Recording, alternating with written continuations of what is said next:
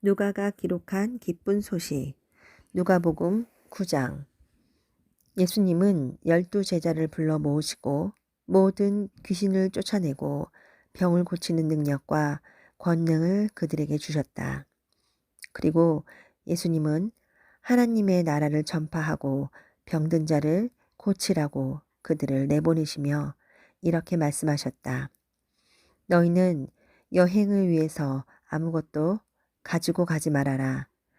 지팡이나 가방이나 식량이나 돈이나 여분의 옷을 가지고 가지 말아라. 어느 집에 들어가든지 그곳을 떠날 때까지 거기서 머물러라. 만일 사람들이 너희를 영접하지 않거든 그 마을을 떠날 때 신발에 묻은 먼지를 털어 그들에 대한 증거를 삼아라. 그래서 제자들은 나가서 여러 마을을 돌아다니며 기쁜 소식을 전하고 가는 곳마다 병을 고쳐주었다. 베드로의 신앙 고백. 한편 헤롯 왕은 예수님이 행하신 일로 떠도는 소문을 듣고 몹시 당황하였다. 이것은 죽은 요한이 다시 살아났다고 말하는 사람도 있고 엘리야가 나타났다고 말하는 사람도 있으며 또 옛 예언자 중 하나가 살아났다고 말하는 사람도 있었기 때문이었다. 그러나 헤롯은 내가 분명히 요한의 목을 베었다. 그렇다면 소문에 들리는 이 사람은 도대체 누굴까 하고 예수님을 보자 하였다. 사도들이 돌아와 자기들이 한 모든 일을 예수님께 보고하자 예수님은 그들을 데리고 따로 베셋다라는 마을로 가셨다. 그러나 군중들은 예수님의 일행이 떠난 것을 알고 뒤따라왔다. 예수님은 그들을 기꺼이 맞아 하나님의 나라에 대하여 말씀해 주시고 병자들도 고쳐주셨다. 날이 저물자 12 제자가 예수님께 와서 사람들을 가까운 마을로 보내 숙소도 찾고 음식도 사 먹게 하십시오. 여기는 벌판입니다. 하고 말하였다. 예수님이 제자들에게 너희가 그들에게 먹을 것을 주어라 하시자 제자들이 우리에게는 빵 5개와 물고기 2마리뿐인데 먹을 것을 사오지 않고 어떻게 이 많은 사람들을 다 먹이란 말씀이십니까? 하였다. 모인 군중은 남자만 약 5,000명이었다. 예수님이 제자들에게 사람들을 약 50명씩 떼지어 앉게 하라고 말씀하시자 제자들이 시키는 대로 하여 사람들이 모두 앉았다. 예수님은 빵 5개와 물고기 2마리를 받아들고 하늘을 우러러 감사 기도를 드리신 다음 떼어서 제자들에게 주시며 사람들 앞에 갖다 놓게 하였다. 그래서 그들은 모두 실컷 먹고 남은 조각을 12광줄이나 거뒀다. 어느 날 예수님이 혼자 기도하고 계시는데 제자들이 찾아왔다. 그때 예수님이 그들에게 사람들이 나를 누구라고 하느냐 하고 물으셨다. 그러자 제자들이 어떤 사람은 세례 요한이라 하고 어떤 사람은 엘리야라고 하며 또 어떤 사람은 옛 선지자 중 한 사람이 살아났다고 말하기도 합니다. 하고 대답하였다. 그러면 너희는 나를 누구라고 생각하느냐 하고 예수님이 다시 물으시자 베드로가 하나님의 그리스도이십니다. 하고 대답하였다. 예수님은 제자들에게 이 말을 아무에게도 하지 말라고 단단히 주의시키시고 이어서 나는 장로들과 대제사장들과 율법학자들에게 많은 고난을 받고 죽음을 당했다가 3일 만에 다시 살아나야 한다 하고 말씀하셨다. 그러고서 예수님은 모든 사람에게 이렇게 말씀하셨다. 누구든지 나를 따라오려거든 자기를 버리고 날마다 제 십자가를 지고 나를 따르라. 자기 생명을 구하고자 하는 사람은 잃을 것이며 나를 위해 자기 생명을 버리는 사람은 얻을 것이다. 사람이 온 세상을 얻고도 자기 생명을 잃거나 빼앗기면 무슨 유익이 있겠느냐.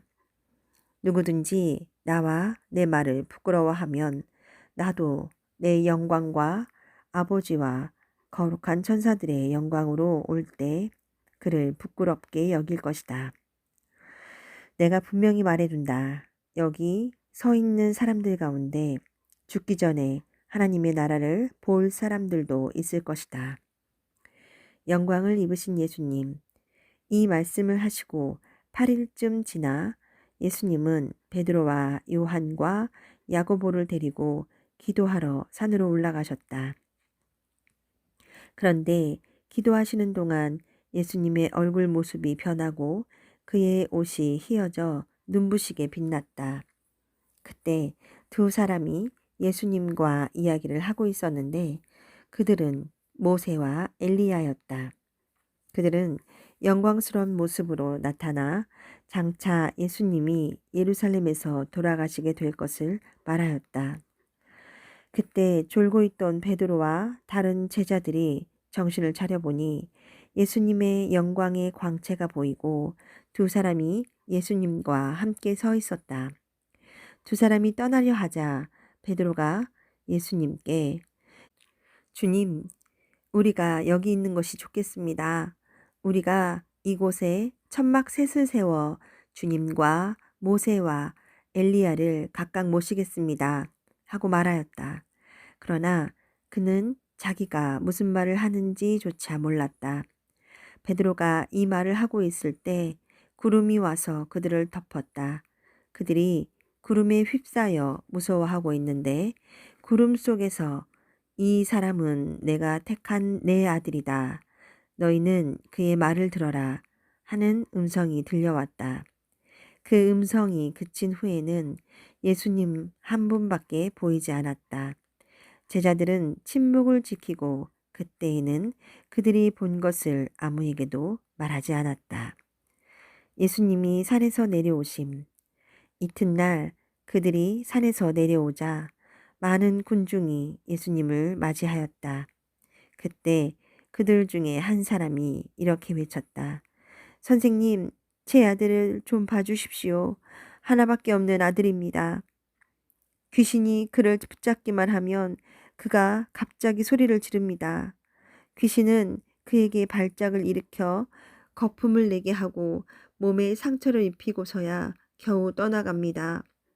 그래서 선생님의 제자들에게 귀신을 쫓아내달라고 간청했으나 쫓아내지 못했습니다. 그러자 예수님은 믿음이 없고 삐뚤어진 세대여, 내가 언제까지 너희와 함께 있어야 하며 너희를 보고 참아야 하겠느냐 하시고 그 사람에게 내 아들을 이리 데려오너라 하고 말씀하셨다. 아이가 오고 있는 동안에도 귀신은 그를 거꾸러뜨려 발작을 일으켜 놓았다. 그러나 예수님이 더러운 귀신을 꾸짖어 아이를 낫게 하신 후 그의 아버지에게 돌려주시자 사람들이 다 하나님의 위대하심에 놀라 감탄하였다. 예수님이 하신 모든 일을 보고 사람들이 다 놀라고 있을 때 예수님이 제자들에게 이 말을 귀담아 들어라. 나는 머지않아 사람들의 손에 넘어가게 될 것이다. 하고 말씀하셨다. 그러나 이 말씀의 뜻이 숨겨져서 제자들은 깨닫기는커녕 묻기조차 두려워하였다. 제자들 사이에 누가 가장 위대하냐는 문제로 말다툼이 벌어졌다. 예수님은 그들의 생각을 아시고 한 어린아이를 데려다가 곁에 세우고 제자들에게 말씀하셨다. 누구든지 내 이름으로 이런 어린아이를 영접하면 곧 나를 영접하는 것이며 누구든지 나를 영접하면 바로 나를 보내신 분을 영접하는 것이다. 너희 중에 가장 작은 사람이 가장 위대한 사람이다. 요한이 예수님께 주님, 우리를 따르지 않는 어떤 사람이 주님의 이름으로 귀신을 쫓아내기에 우리가 그렇게 못하도록 했습니다. 하고 말하자 예수님이 그에게 막지 말아라. 너희를 반대하지 않는 사람은 너희를 위하는 사람이다. 하고 말씀하셨다. 예수님은 하늘로 올라가실 때가 가까워지자 예루살렘으로 갈 것을 굳게 결심하시고 사자들을 앞서 보내셨다. 그들은 가다가 예수님을 위해 준비하려고 사마리아 사람의 마을로 들어갔다. 그러나 그 마을 사람들은 예수님이 예루살렘을 향해 가시는 길이었기 때문에 그를 영접하지 않았다. 야고보와 요한은 이것을 보고 예수님께 주님, 하늘에서 불을 내려다가 이 사람들을 태워버리는 것이 어떻겠습니까? 하고 물었으나 예수님은 그들을 꾸짖으시고 함께 다른 마을로 가셨다. 그들이 가는 도중에 어떤 사람이 예수님께 와서 저는 선생님이 어디로 가시든지 따라가겠습니다. 하였다. 그래서 예수님은 그에게 여우도 굴이 있고 공중의 새도 보금자리가 있으나 나는 머리 둘 곳이 없다. 하고 말씀하셨다. 예수님이 또 다른 사람에게 나를 따르라 하고 말씀하시자 그는 먼저 제 아버지의 장례를 치르도록 허락해 주십시오 하였다. 그러나 예수님은 그에게 죽은 사람의 장례는 영적으로 죽은 사람들이 하게 버려두고 너는 가서 하나님의 나라를 전파하라 하고 말씀하셨다. 또 다른 사람이 제가 주님을 따르겠습니다. 그러나 먼저 가족에게 작별 인사를 하게 해주십시오 하자 예수님은 그에게 쟁기를 잡고 뒤를 돌아보는 사람은 하나님의 나라에 적당치 않다 하고 말씀하셨다.